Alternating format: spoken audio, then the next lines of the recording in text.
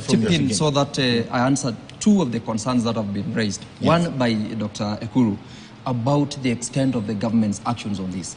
I do not think, and I wouldn't call that there is some level of cowardice in the part of the government.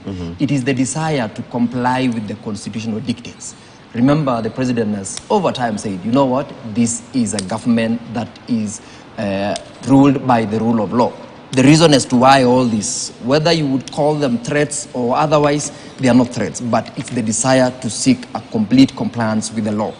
As regards the position, Professor, that you're saying about the economy of this country, it is not, as Doc said, entirely reliant on these two people. It cannot be Raila and Ruto who are running the country by virtue of them being in the office and the decisions they would make. And that is why today, Kenyans of almost all walks of life said, you know what, I am going to defend my territory.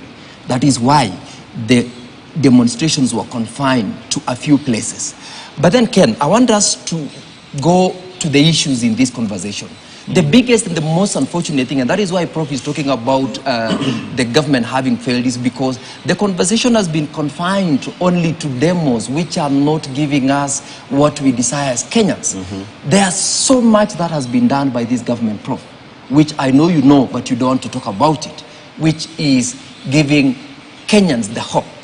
And Doc, by the way, we sold hope, and that is what exactly keeps us going. If I had no hope of waking up tomorrow, I definitely would have no reason to plan for tomorrow.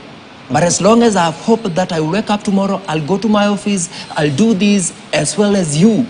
That is what keeps us going. Now, the hope that we sold as Kenya Kwanza is the hope that has achieved, by the way, a good number of things. We are not talking about the education sector. We are not talking about the fertilizer subsidy.